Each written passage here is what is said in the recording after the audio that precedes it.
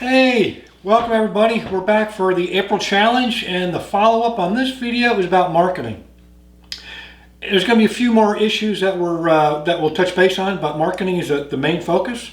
And what we're trying to look at here is a handmade or home-based business. How do you go about marketing your products so that you actually get sales? And that's the whole idea about marketing, is about bringing your idea or bringing your product to market. The market is where the customer is going to be, so they have to know that you're there. So I'm on Etsy. This month is about Etsy, and my shop is what I'm selling this month are directional arrows. Now they're nothing fancy, but basically they're just sanded reclaimed wood, cut to different profiles, and I'll stack a whole bunch together for 3.5 inch arrows. And then I'll also do one for 2.5 inch. 2 packs of 6, 2 different size arrows or shapes of arrows. And these are the products that have been selling pretty good so far. So would I want to quit my day job to do this? Well, maybe, maybe not. The thing about marketing is that you need to be able to develop a plan or an idea of how many products you need to put out per month to meet your bottom line. Now my products, they're selling for roughly $30 a package of 12, so about $3 per arrow. For me to say make $1,000 a month, I think I'd have to make somewhere in the neighborhood of 30 some odd sales per month. And we're probably on track of that for this month, just for the arrows that I've shown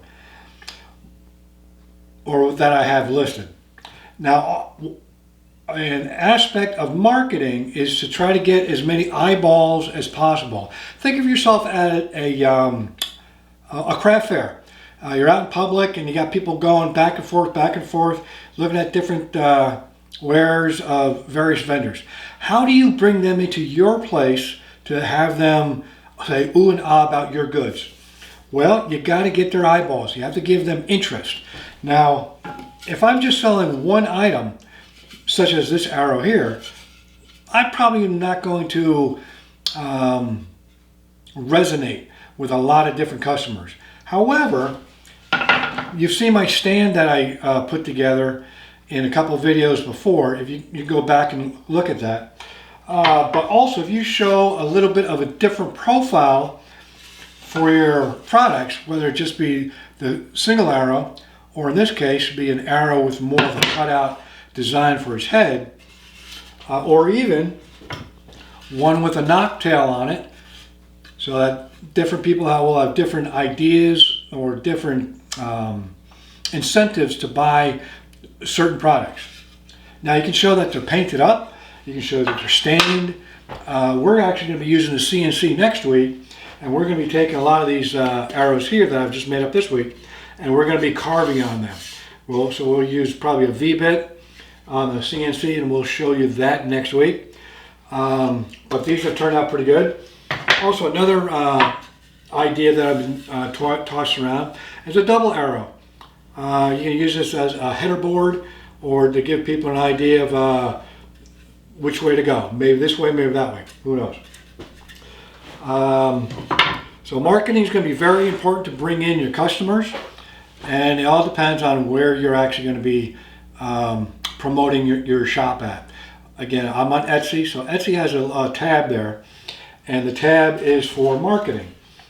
And within the marketing tab, they have a area for advertising.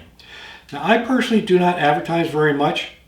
There's a reason for that, and my reason is that for each product listing that I show or post, I have to pay 20 cents per listing. And that's okay. I put that right into the cost of the product, which is fine.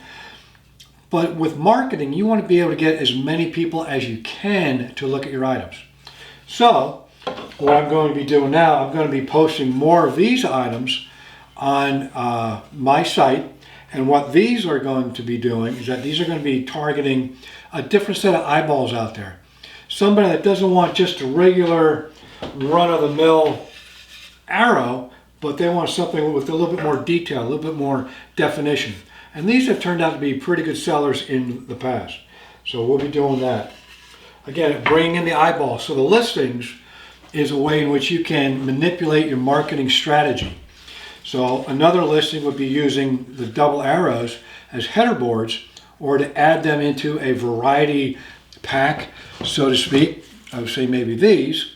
All right, but basically it gives another headline, another listing, so that you're going to hopefully be recognized in the Etsy algorithm, and they're going to show you on more and more pages for more and more people.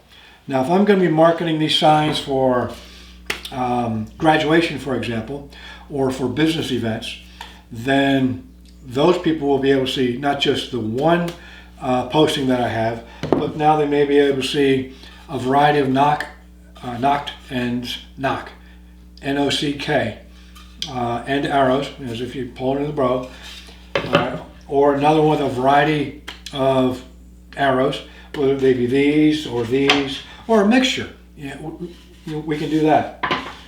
Now, all of this applies to whether you have a pottery business, a sewing business, or even just a regular marketing business in reference to maybe consulting. By offering different attributes in your products or in your offerings, you're going to be able to target a lot more people, which is what you want to do. So that's the basic nuts and bolts about marketing. All it is about bringing people to the market, bringing more eyeballs to your items that you have in your market. Now, I got a couple more issues that I wanted to cover with you today.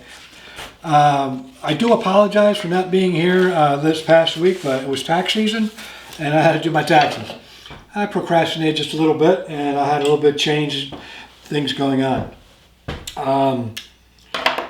But I want to touch base about some business aspects of a handmade business, whether it be woodworking, again, pottery, arts and crafts, photography, anything that you can do basically out of your home.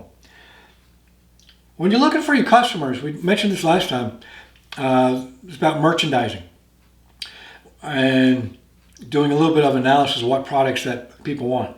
And a lot of times is that you're offering the wrong product. Here, for example, I made up a knocked tail end arrow, but it's very narrow, it's very small. It's only about 3/8 of an inch. That's about as little in thickness as I would like to do.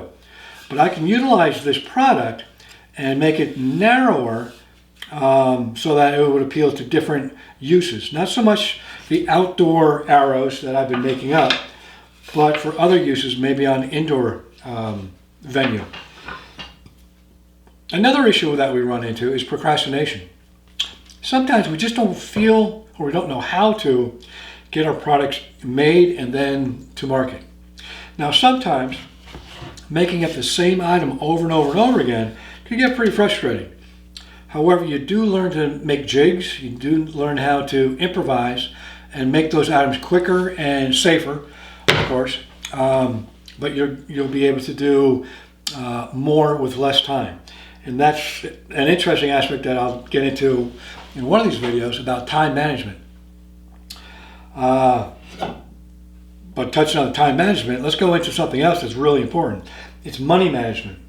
Knowing how much it costs to have an item to go out, whether it be these or maybe a selection of these, or they could be mugs, or they could be sweaters or crochet items. It doesn't really matter.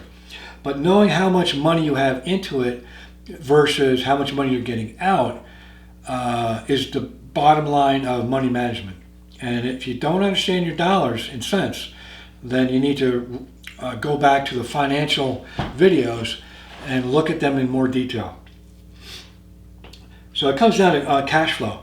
You have to be able to have that cash flow so that you can go out and buy new items. Now, I'm going to need more safety glasses because these things get basically scratched up and I can't see. So I'm going to need more of those. I need sharpening for my blades. I need router bits. I need a couple more rulers, make things a little bit easier. So there's different materials that you need, or supplies that you need to budget for within your pricing structure for your items. Now, a lot of this, what you're catching on my videos as well as a bunch of others, I bet, is that this is continuing education, so to speak. You may be just getting into this hobby and you want to try to figure out, can you actually make $1 doing it? The bottom line is at the end of the month, whether or not it's actually profitable. So you got another 2 weeks to hang in there, maybe another 2 or 3 videos, but we're going to actually get down to the basics of whether or not you can actually make $1 working out of your home selling what I call our widgets. And they could be, again, small arrows like I make, or they could be something different. Coffee mugs through a POD, print on demand, or all those sweatshirts that I see from time to time, or t-shirts. Pretty cool stuff. But you need to be able to talk to your customers. You have to be able to converse with them and find out what they want. I try to get feedback from my customers about the quality of the items, about did it meet their needs, was the finish good enough for them, because these are just sanded to 120 grit, so they're ready for painting or stenciling. But I do like to keep a lot of the saw marks on these. I'm not sure if you can see this, but basically the saw marks that are left on here is so that if they use a natural finish, then they'll have this the character. Even if they're just little holes, some knots, it just adds character to their piece.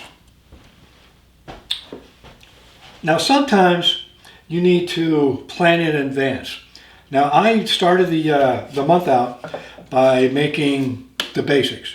I did 2 different sizes, the 2.5 and the 3.5. This comes mostly from pallet wood.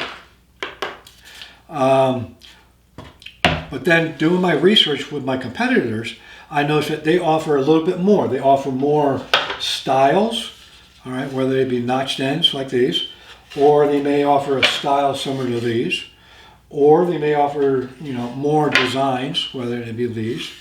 And what this is that you need to pivot. You need to add some items, or you may want to take away some items. Now, some of the items that I've been making, they're not selling well at all. Again, it's in the arrow theme, but they're very narrow pieces. Now, these are 2.5. The ones that I was selling for crafts for kids is only 1.5 inches, and they're thinner, so they're not bulky. But they're not selling, so those listings will probably go by the wayside. They'll just expire and I won't renew them. So I pivot away from things that are not working, and then I pivot into things that are. And then I expand that. When I expand, I'm expanding my marketing. Mentorships and teachers. Keep watching YouTube. Sign up to or subscribe to everybody. And if you haven't subscribed to me, please do. I really do appreciate you showing up, visiting. But if you can subscribe to not just my channel, but to others, that's good. You're going to learn from them. Also, you'll also see that different people have different approaches. Some people market tools, maybe a new table saw or a different router or dust collection.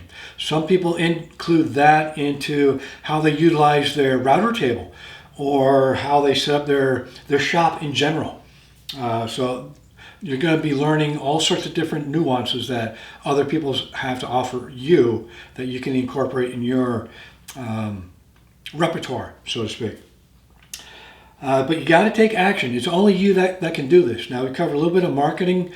You have the analysis videos. I'll add a couple into the outtakes or whatever they call it on YouTube. Again, this is my first month, so bear with me. I'm trying to do better. And if you have any suggestions, please leave them in the comments. I'll listen to the bad stuff too, but try to give it a grain of salt and a little bit of understanding that I'm just getting started. I'm trying to learn what you want. It's not so much making items, but how to actually make a homemade business actually prosper. What are the good things? What are the aspects of it? I like the wood. But again, some people like to do sewing. Some people like to do photographs. Lots of different things out there. I wish I could have a potter's wheel and do pottery, but I don't. Maybe in time, but right now I'm going to stick with this. I'm going to let you be. I thank you very much for your viewership. Please pass it on to a friend of yours, share it, and please like and subscribe. Thank you very much for your time, and with that, I'll bid you adieu. Thank you.